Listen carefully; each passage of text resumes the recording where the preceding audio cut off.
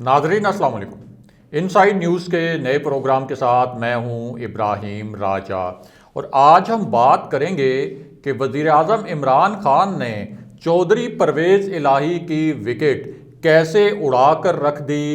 क्या परवेज़ इलाही को किसी ख़ास हलके या ताकतवर शख्सियत की जानिब से कोई ख़ास नौयत के पैगामात मिल रहे थे? शहबाज शरीफ ने क्या नया पुरस्कार खेल शुरू किया है? वज़ीर आज़म इमरान खान को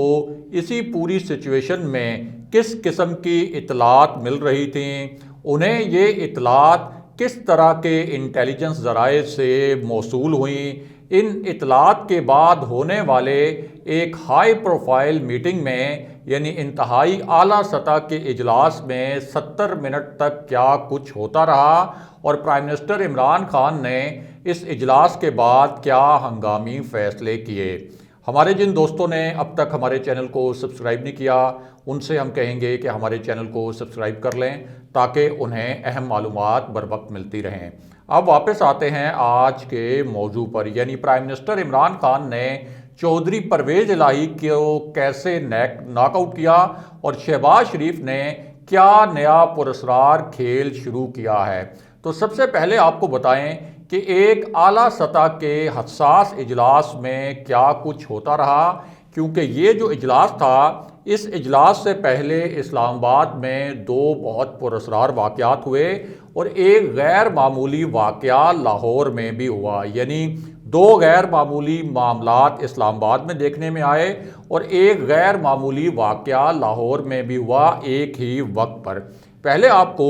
इस्लामाबाद में होने वाले मामलात से आगाह करते हैं और ये मामलात एक ऐसे वक्त में सामने आए जब इस्लामाबाद में इक़्तिदार की राहदारियों में कुछ अजीब किस्म की इतलात गर्दिश कर रही थीं, या आप कह सकते हैं कि कुछ ख़तरनाक किस्म की इतलात इस्लामाबाद की इक़्तिदार की राहदारियों में फैलाई जा रही थीं और बहुत ही ख़तरनाक नौयत के दावे भी किए जा रहे थे। इन इतलात और इन दावों का ज़ोर इतना ज़्यादा था और ये दावे इतने तवातुर से किए जा रहे थे कि हुकूमती वज़रा भी अब इन दावों और इन इतलात को कुछ संजीदा लेना शुरू हो गए थे और एक दूसरे से निजी महफिलों में ये पूछना शुरू हो गए थे कि पर्दे के पीछे आखिर क्या चल रहा है और क्या वाकई ही हमारी हुकूमत के ख़िलाफ़ कोई ग्रेट गेम शुरू हो गई है या कोई बहुत बड़ा खेल हमारे ख़िलाफ़ अब रचाया जा रहा है। और ये जो इतलात थीं इनमें ये दावा किया जा रहा था कि DGISI की तैनाती के मामले पर जो एक पेचीदा सूरत हाल पैदा हुई उससे तमाम मामलात उलट गए हैं, तमाम मामलात गड़बड़ हो गए हैं और अस्करी क़यादत और वज़ीर आज़म इमरान खान जो इससे पहले मुकम्मल तौर पर एक पेज पर थे, अब मुबैना तौर पर उनके दरमियान सख्त इख्तलाफात हैं और अब इस्टेब्लिशमेंट ने अपना जो वज़न है वो अपोजिशन के पलड़े में डाल दिया है। यानी अब इस्टेब्लिशमेंट हुकूमत के बजाय अपोजिशन के साथ खड़ी हो गई है और ये दावे भी किए गए कि अपोजिशन इस मर्तबा जो हुकूमत पर वार करना चाहती है इस वार से हुकूमत नहीं बच पाएगी। अब ये दावे और ये जो इतलात हैं ये अपनी जगह, लेकिन इस हवाले से जो असल हक़ाइक़ हैं और जो दिलचस्प किस्म के आप कह सकते हैं कि ज़मीनी हक़ाइक़ हैं उनके मुतल्लिक भी आपको आगाह करते हैं और साथ ही इस्लामाबाद में होने वाले जो गैर मामूली मामलात सामने आए उनके मुतल्लिक भी बताते हैं। तो इशू ये है कि इस्लामाबाद में भी कुछ लोगों को अहम पैगामात भिजवाए गए और इन पैगामात का मकसद उन्हें एक अहम इजलास के मुतल्लिक बताना था और इन पैगामात के साथ साथ इन शख्सियात को एक हदायतनामा भी भिजवाया गया इसी इजलास के मुतल्लिक। उसके बाद इन शख्सियात ने एक बहुत अहम नौयत का इजलास किया और इस इजलास में शहबाज शरीफ, मौलाना फजलुर रहमान और PDM के दीगर रहनुमा शरीक थे। लेकिन इस इजलास के बाद एक पुरस्कार खबर लीक की गई। आप कह सकते हैं कि एक पुरस्कार खबर को प्लांट किया गया और वो खबर ये थी कि इस इजलास में शहबाज शरीफ ने इस किस्म का इशारा दिया कि उनकी जो रावलपिंडी में हालिया पुरस्कार सरगर्मियाँ थीं جو راولپنڈی کے ان کے حالیہ سیر سپاٹے تھے، جو راولپنڈی کا موسم وہ چیک کرنے گئے تھے، تو انہوں نے اشارہ یہ دیا کہ انہیں لانگ مارچ کی کامیابی کے لیے کوئی خاص حلقوں کی جانب سے کوئی پازیٹیو سگنل مل گیا ہے، یا آپ کہہ سکتے ہیں کہ طاقتور حلقوں کی جانب سے کوئی یقین دہانی کروا دی گئی ہے کہ اگر P D M long march کرے، اس لانگ مارچ کو وہ اسلام آباد لے کے آئے، اس کے بعد اس لانگ مارچ کو اگر وہ ریڈ زون لے جائے تو اسٹیبلشمنٹ اس لانگ مارچ کی حمایت کرے گی اور اس لانگ مارچ کے نتیجے میں حکومت ختم ہو جائے گی۔ اس طرح کی خبریں لانچ کروائی گئیں، اس طرح کی خبریں اور اطلاعات لیک کروائی گئیں، لیکن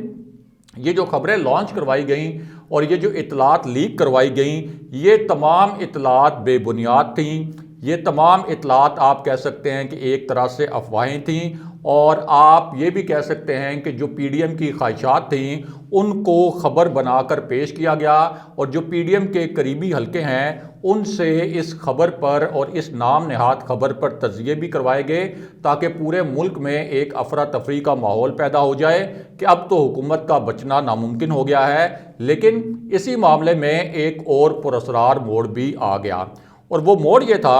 کہ حکومت کو یہ اطلاعات ملی کہ شہباز شریف نے ایک مرتبہ پھر راولپنڈی کا چکر لگایا، یعنی جو پاکستان میں طاقتور حلقوں کا شہر کہلاتا ہے، فیصلہ ساز حلقوں کا شہر کہلاتا ہے، یا آسان الفاظ میں آپ یہ کہہ لیں کہ اسٹیبلشمنٹ کا شہر کہلواتا ہے۔ اب حکومت کو اطلاعات یہ ملی کہ شہباز شریف صاحب جو ہیں وہ ایک مرتبہ پھر راولپنڈی گئے ہیں، اور اس مرتبہ وہ میاں نواز شریف کی جانب سے کچھ یقین دہانیوں کا پیغام لے کر راولپنڈی گئے، اور شہباز شریف یہ یقین دہانیاں ایک ایسی صورتحال میں کروانا چاہ رہے تھے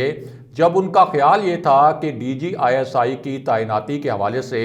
جب نوٹیفیکیشن میں تاخیر ہوئی تو پرائم منسٹر عمران خان اور army chief general Qamar Javed Bajwa کے درمیان کچھ مبینہ غلط فہمیاں پیدا ہوئیں، کچھ بدگمانیاں پیدا ہوئیں، اور یہ غلط فہمیاں اور یہ بدگمانیاں شہباز شریف کا خیال تھا کہ اب تک دور نہیں ہوئیں، اور ظاہر ہے کہ شہباز شریف اس پورے ماحول سے ایک سیاسی فائدہ اٹھانا چاہتے تھے، بیک ڈور رابطوں سے اور چور راستے سے ایک ریلیف حاصل کرنا چاہتے تھے۔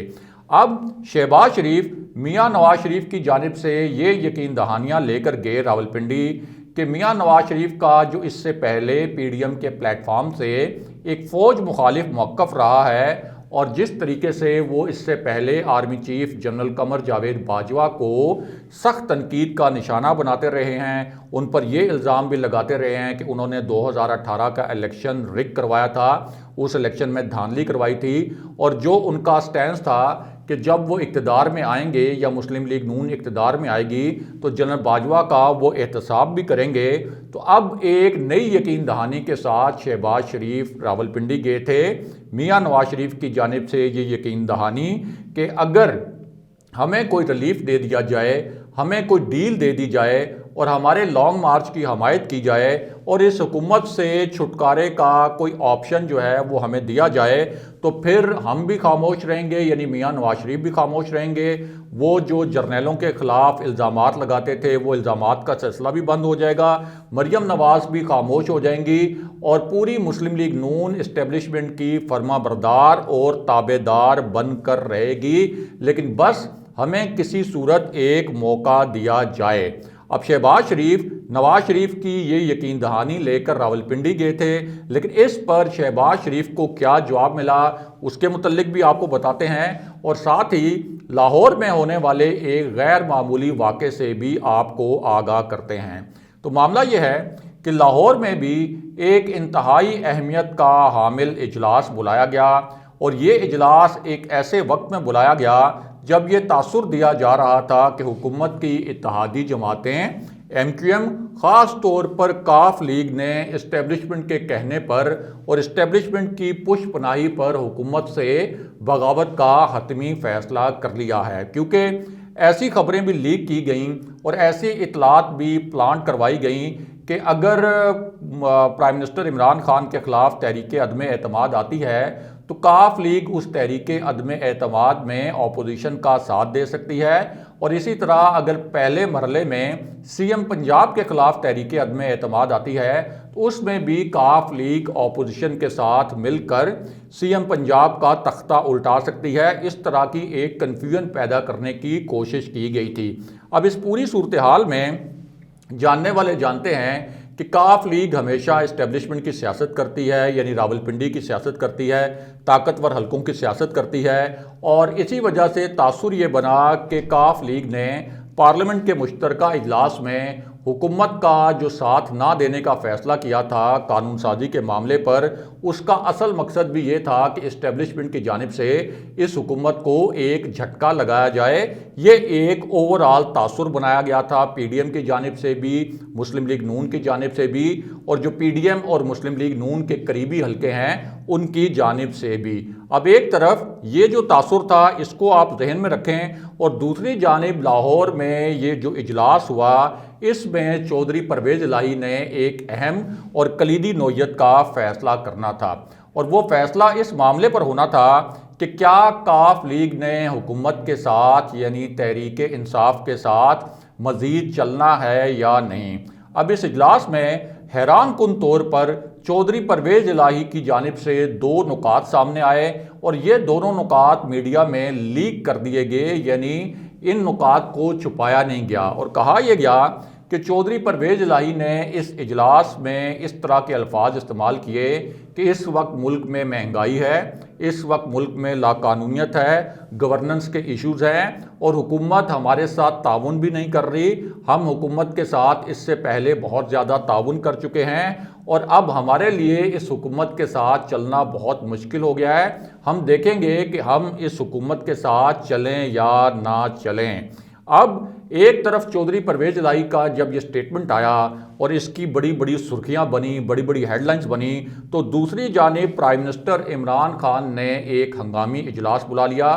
کیونکہ یہ اجلاس بھی ایک فیصلہ کن اجلاس تھا، کیونکہ پرائم منسٹر عمران خان کو بھی کچھ خاص قسم کی اطلاعات مل رہی تھیں، اور یہ جو اطلاعات مل رہی تھیں حکومت کو اور پرائم منسٹر عمران خان کو بھی، جو کہ اسلام آباد میں اقتدار کی راہداریوں میں گردش بھی کر رہی تھیں، تو جو وزراء تھے وہ بھی پرائم منسٹر عمران خان سے یہ پوچھ رہے تھے کہ کیا واقعی ہی ہواؤں کا رخ تبدیل ہو گیا ہے، کیا واقعی ہی اسٹیبلشمنٹ ہمارے خلاف ہو گئی ہے، اتحادی ہمارے خلاف بغاوت کیوں کر رہے ہیں، کیونکہ اس سے پہلے تو انہوں نے کبھی بھی ہمارے خلاف اس طرح سے بغاوت نہیں کی، اور کیا army chief general Qamar Javed Bajwa اور آپ کے یعنی آرمی چیف کے اور پرائم منسٹر کے تعلقات جو ہیں وہ بہت زیادہ کشیدہ ہو گئے ہیں، اور آخر پردے کے پیچھے کیا چل رہا ہے۔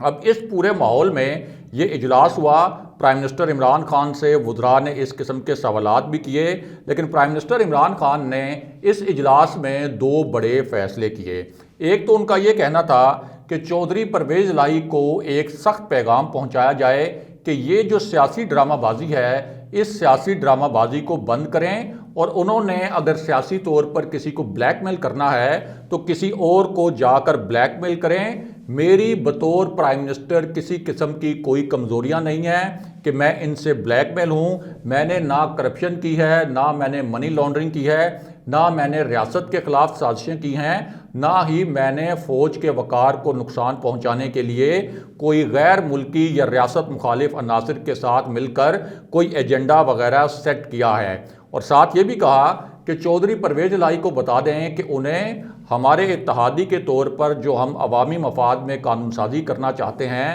اس معاملے پر ہر صورت میں ہمارا ساتھ دینا ہوگا، ورنہ تحریک انصاف بھی اپنے فیصلے کرنے میں آزاد ہوگی۔ اب اس کے بعد دو فیصلے ہوئے، یعنی پرائم منسٹر عمران خان کا جو چودھری پرویز الہی کے سٹیٹمنٹ کے بعد ایک سخت پیغام تھا، اس کے بعد دو ڈیسیژنز کیے گئے۔ ایک تو چودھری پرویز الہی نے قانون سازی کے معاملے پر فوراً حکومت کو یہ یقین دہانی کروا دی کہ ہم جو قانون سازی حکومت کرنا چاہتی ہے اس معاملے پر بالکل حکومت کا ساتھ دیں گے۔ دوسرا، پرائم منسٹر عمران خان کو کچھ وزراء نے یہ مشورہ دیا تھا کہ فی الحال آپ جوائنٹ سیشن دوبارہ نہ بلوائیں، مشترکہ اجلاس ابھی نہ بلوائیں، پہلے اتحادیوں کی پلس چیک کر لیں، لیکن پرائم منسٹر عمران خان اتنے کمیٹڈ تھے اور اتنے پرعزم تھے کہ انہوں نے ایک بہت بڑا فیصلہ کرتے ہوئے بدھ کے دن پارلیمنٹ کا مشترکہ اجلاس بھی بلا لیا۔ اور یہاں اہم ترین بات یہ ہے کہ شہباز شریف جن یقین دہانیوں کے ساتھ راولپنڈی گئے تھے اور ان کو یہ امید تھی اور ان کو یہ توقع تھی کہ وہاں پر اب تو ان کو کوئی نہ کوئی جوابی مثبت پیغام ملے گا، کیونکہ میاں نواز شریف کی جانب سے بھی اپنے بیانیے سے یو ٹرن لیتے ہوئے یہ یقین دہانی کروا دی گئی تھی کہ اب وہ فوج کے اوپر تنقید نہیں کریں گے۔ لیکن ہمارے جو ذرائع ہیں ان کا کہنا ہے کہ شہباز شریف کی ان یقین دہانیوں کے باوجود اور نئے پیغامات کے باوجود ان کو کسی قسم کا مثبت جواب نہیں دیا گیا، اور اب نئی صورتحال میں یا تو جو پی ڈی ایم کا لانگ مارچ ہے یہ لانگ مارچ نہیں ہوگا، اور اگر یہ ہوا بھی تو 1-2 دن کا لانگ مارچ ہوگا جس کو مہنگائی مارچ کا نام دیا جائے گا، اور یہ لانگ مارچ آخر میں ناکام ہو جائے گا، یعنی اس کی